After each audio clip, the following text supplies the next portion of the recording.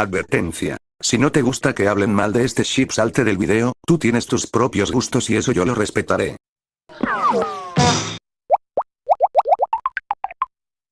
Hola, yo soy Hulz. Yo vine a hablar sobre un tema del que todas las comunidades tienen, los shipeos. Se preguntarán ¿qué son los shipeos?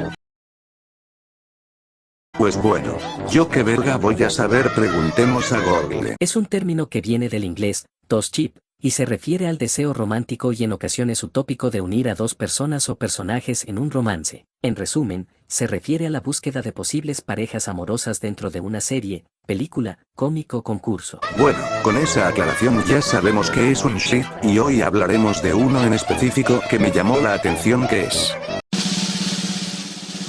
Nutty por Sniffles. ¿Eh?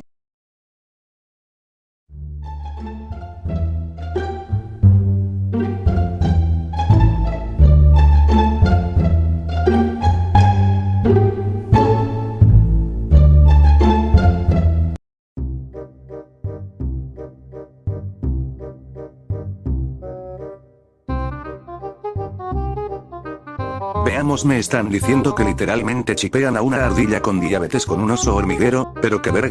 Bueno, luego de una intensa búsqueda, niño, descubrí por qué los shipean, y la respuesta es por andar juntos.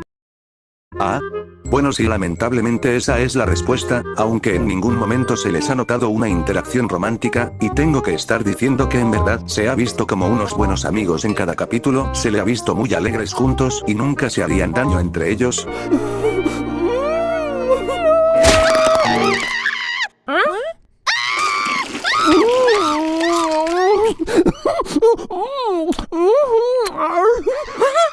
Bueno, casi nunca.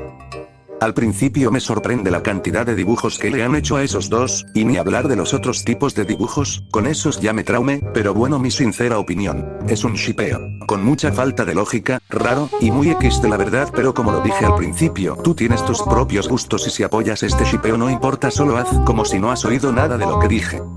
Bueno, no tan solo los shipean a ellos sino con más personas, si hay de todo un poco la verdad. XD, la pregunta es ¿por qué usan a la pobre de Flaky para esto?